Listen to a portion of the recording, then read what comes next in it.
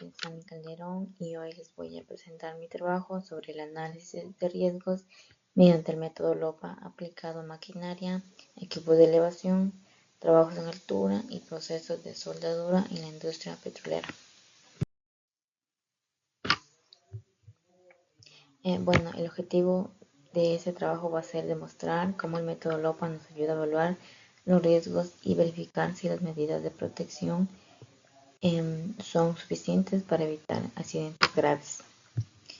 En la industria petrolera opera bajo condiciones severas de alta presión, temperatura y presencia de hidrocarburos, generando exposición a riesgos de gran impacto como explosiones, incendios y fallas mecánicas. Es decir, la industria petrolera trabaja en condiciones muy exigentes, como se manejan altas presiones, temperaturas elevadas y sustancias inflamables. Siempre existe el riesgo de que ocurran accidentes graves. Por eso es tan importante aplicar medidas de seguridad para proteger a los trabajadores y a las instalaciones. Según la OIT, ocurren aproximadamente 2.78 millones de muertes al año por accidentes o enfermedades laborales. Estas cifras muestran la importancia de aplicar métodos de análisis de riesgos para prevenir accidentes. Según la IOGP, la tasa es de 1.45 muertes por cada 100 millones de horas trabajadas en exploración y producción. Este indicador se utiliza para medir el nivel de seguridad en la industria petrolera. Aunque la tasa es relativamente baja, demuestra que los riesgos siguen presentes y que es fundamental mantener medidas de prevención y control para proteger a los trabajadores. En cuanto al LOPA, el CCPS lo define como un método simplificado para evaluar riesgos. Se considera un punto intermedio entre el Hudson y el QRA, ya que ayuda a estimar el nivel de riesgo, a verificar si las medidas de protección son suficientes para prevenir un accidente. Ahora les voy a explicar los elementos clave que se utilizan en el análisis LOPA. El evento iniciador es el suceso desencadenante, es decir, es el evento que da inicio al accidente, por ejemplo, una falla de equipo o un error humano. La frecuencia, que es la probabilidad anual de ocurrencia. Esto nos indica qué tan probable es que ese evento iniciador ocurra en un año. Mientras mayor sea la frecuencia, mayor será la posibilidad de que suceda. También tenemos la consecuencia, que es el impacto estimado ante la ausencia total de protección.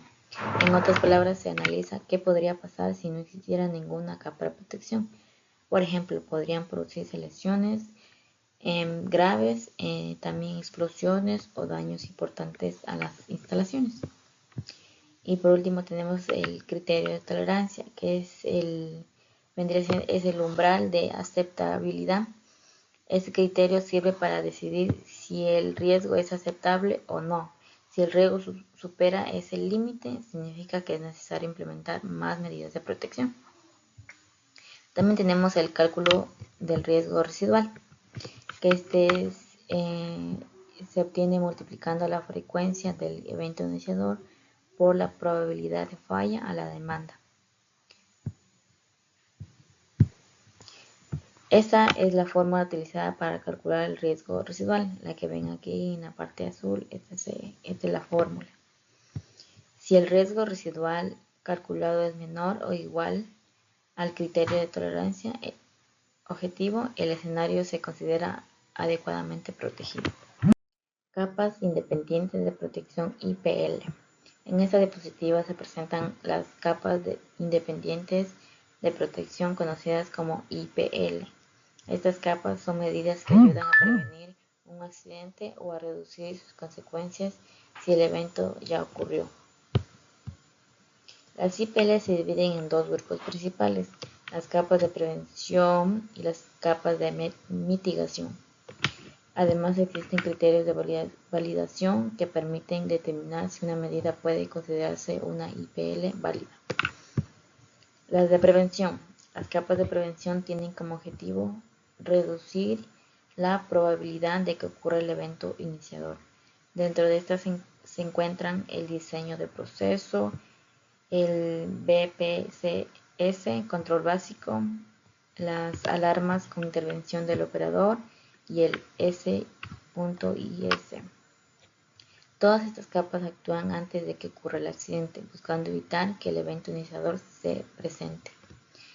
La mitigación, por otro lado, las capas de mitigación reducen la magnitud de las consecuencias cuando el evento ya ocurrió. Aquí encontramos las válvulas de protección, los diques de contención, los sistemas de detención de fuego y gas y la respuesta de la planta o la comunidad. Finalmente, para que una medida sea considerada una IPL válida, debe cumplir con 4 criterios críticos: independencia, afectividad, auditabilidad y contar con un PFD conocido. Estos criterios garantizan que la capa de protección sea confiable y pueda cumplir su función cuando sea necesario. Casos de estudios seleccionados. En este trabajo analizamos 4 escenarios muy comunes en la industria petrolera. Como primero tenemos el trabajo de altura. En este caso se analiza el riesgo de una caída desde un andamio o una plataforma de trabajo. Es un escenario que puede provocar lesiones graves o incluso una fatalidad si no se cuenta con las medidas de protección adecuadas. En la maquinaria rotativa. Aquí se estudia el riesgo de atrapamiento de una extremidad durante el mantenimiento de una bomba rotativa. Este tipo de accidentes puede ocurrir cuando no se siguen correctamente los procedimientos de seguridad. Equipos de elevación. En este escenario se evalúa la caída de una carga suspendida por una falla de la grúa o de la eslinga. Este tipo de incidente puede causar daños importantes tanto a las personas como a los equipos. Y por último tenemos los trabajos de soldadura. Este caso analiza el riesgo de que una chispa de soldadura provoque un incendio o una explosión cuando existen gases o vapores inflamables en el ambiente. Ya, pasamos al primer caso práctico que nos enfocaremos en los trabajos en altura, una actividad constante y crítica en nuestro sector. Para analizarlo bajo la metodología LOPA, primero definimos el escenario específico, que nos ubicamos en una refinería, donde un trabajador está realizando labores de inspección a 8 metros de altura, sobre un andamio o plataforma de trabajo, sin un sistema de detención de caída. El evento iniciador. El evento iniciador, es decir, lo que detona el accidente, sería una pérdida de equilibrio por parte del operador o una falla estructural directa en el andamio, como el colapso de la plataforma. En cuanto a la frecuencia de este evento iniciador, los datos estadísticos de la industria petrolera se estiman en 1 por 10 a la menos 2 por año por cada trabajador expuesto. Si esto llega a ocurrir, la consecuencia final es severa: una caída libre desde esos 8 metros de altura, lo que provocaría impactos graves como fracturas, un traumatismo craneoencefálico o lamentablemente una fatalidad. Capas de protección. Para evitar que esa consecuencia se materialice, el sistema cuenta con 3 capas independientes de protección. La primera son las barandillas de protección perimetral instaladas en el andamio, con una probabilidad de falla a la demanda de 1 por 10 a la menos 1. Como segunda barrera tenemos el sistema de detección de caídas, compuesto por una línea de vida horizontal y el uso de arnés de seguridad, que tiene un PFD de 1 por 10 a la menos 2.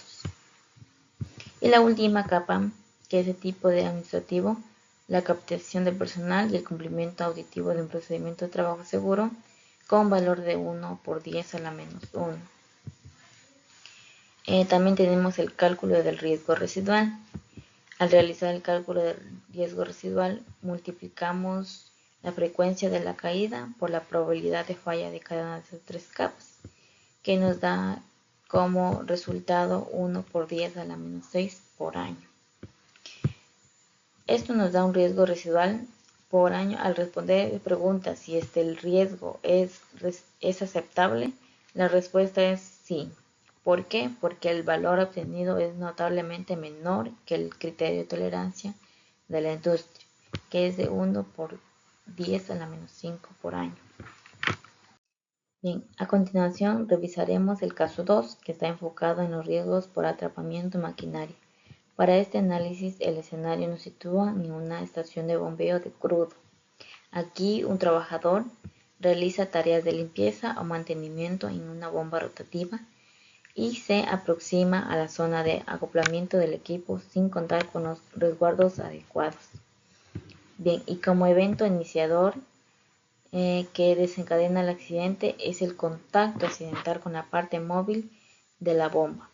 Esto ocurre debido a una combinación de factores: la falta de protección física, la no aplicación del procedimiento de bloqueo y el etiquetado LOT. Y sumado a esto, una distracción o error humano en el momento del trabajo. La frecuencia de este evento iniciador, evaluando las estadísticas en bombas rotativas, se estima en 5 por 10 a la menos 3 por año por cada equipo. Si este evento llega a fallar y no se controla, la consecuencia es sumamente grave: el atrapamiento de una extremidad superior, que puede resultar en la amputación de dedos, manos o brazos, lesiones con incapacidad permanente. En el peor de los casos es una fatalidad debido a un desangramiento o un golpe secundario. Bien, y las capas de protección. Para frenar esta cadena de eventos se disponen de 4 capas independientes de protección, todas con una probabilidad de falla a la demanda de 1 por 10 a la menos 1. La primera IPL es el resguardo físico fijo colocado directamente en el acoplamiento de la bomba. La segunda es una barrera de procedimiento, el estricto protocolo de bloqueo y el etiquetado LOT. Como tercera capa contamos con la capacitación en seguridad mecánica y procedimientos de mantenimiento orientada al personal. Y la última línea de defensa es la supervisión directa y el sitio mientras se ejecutan esos trabajos críticos. Aquí también tenemos el cálculo del riesgo residual. Esta operación nos da como resultado un riesgo residual de 5 por 10 a la menos 7 por año. ¿El riesgo es aceptable? La respuesta es sí. ¿Por qué? Ya que el riesgo calculado es considerablemente menor que el límite de tolerancia de la industria, de 1 por 10 a la menos 5 por año.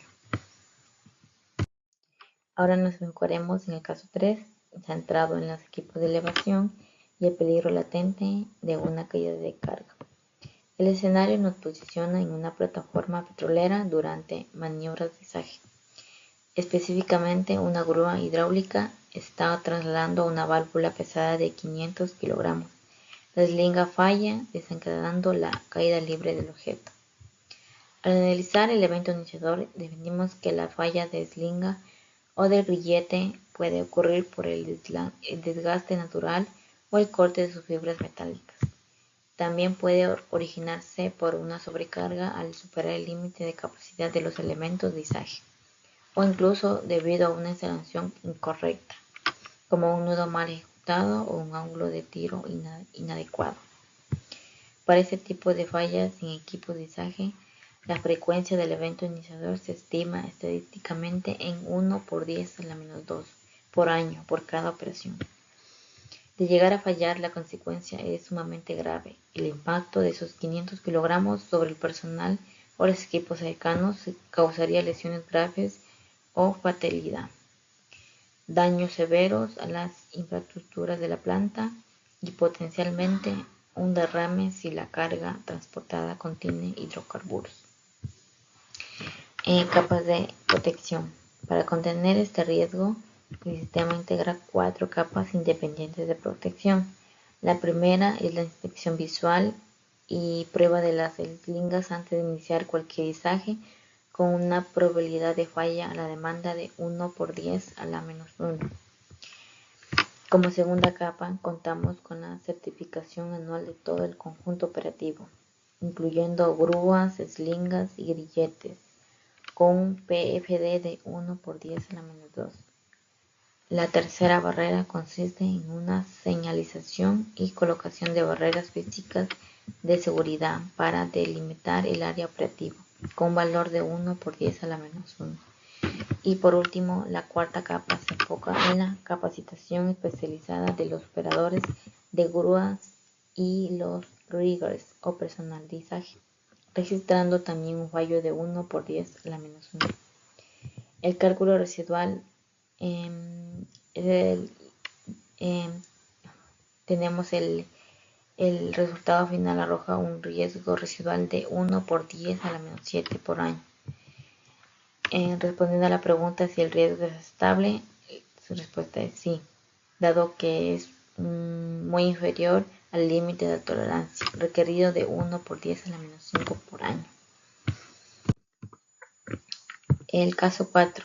Finalmente cerramos los casos prácticos con el caso 4, uno de los escenarios más críticos y complejos en refinerías.